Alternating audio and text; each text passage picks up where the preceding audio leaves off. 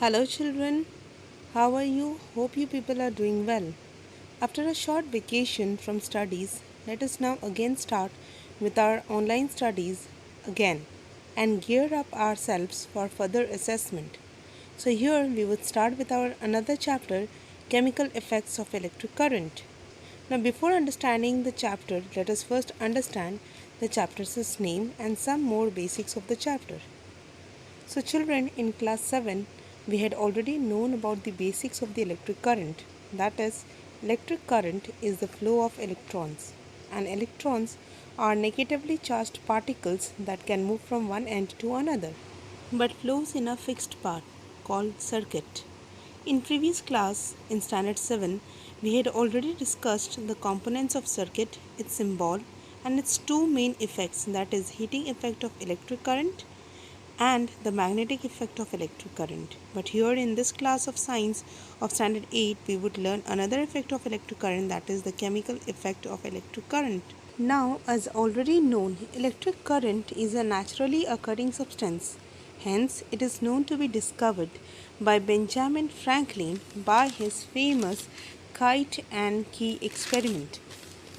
But the term electric current was far previously used by William Gilbert long before the Benjamin Franklin used it.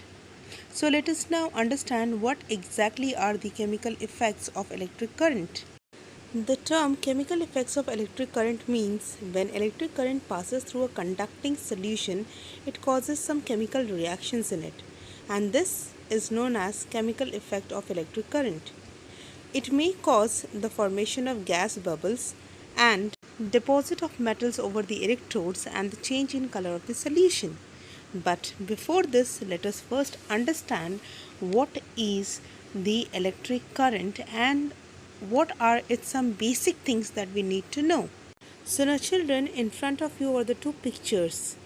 Now find out the differences in both the pictures. Yes, you are correct.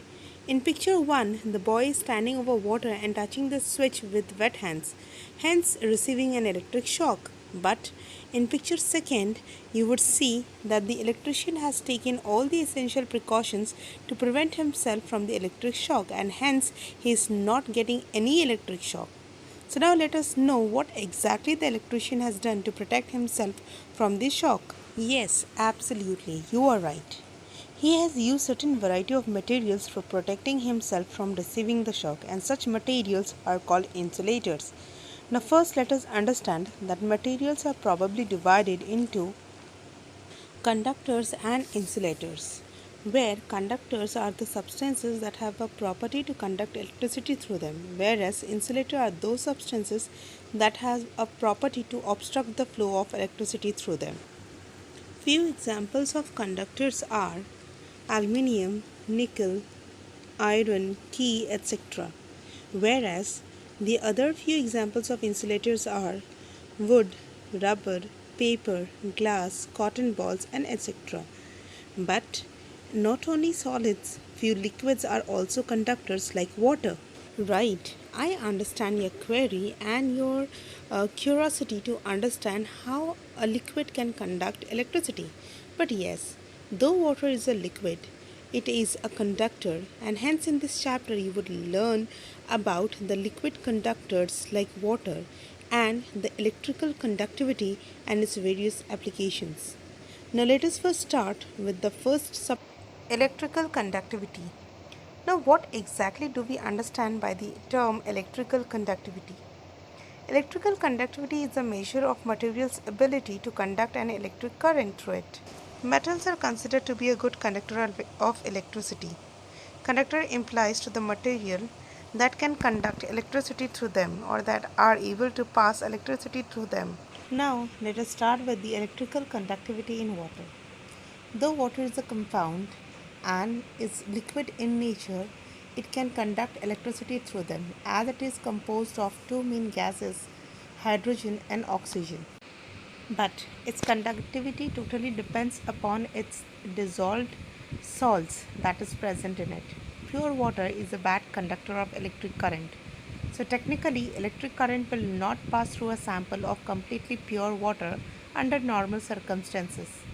However, the home's water that we get in our kitchen is not pure and it contains impurities in the form of dissolved salts. So, even if a small amount of dissolved salt or any kind of impurity present in water, it will make it a good conductor of electric current. So, it is very important to know that in which liquid the electric current can flow and in which it is not.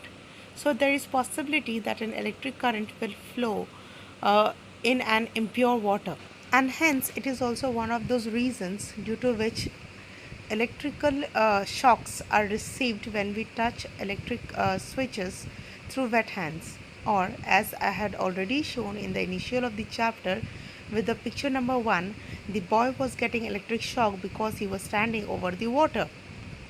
So children, I am winding up this module with a small question for you.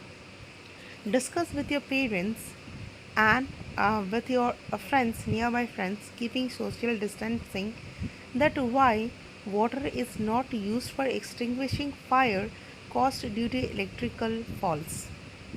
Now keep thinking.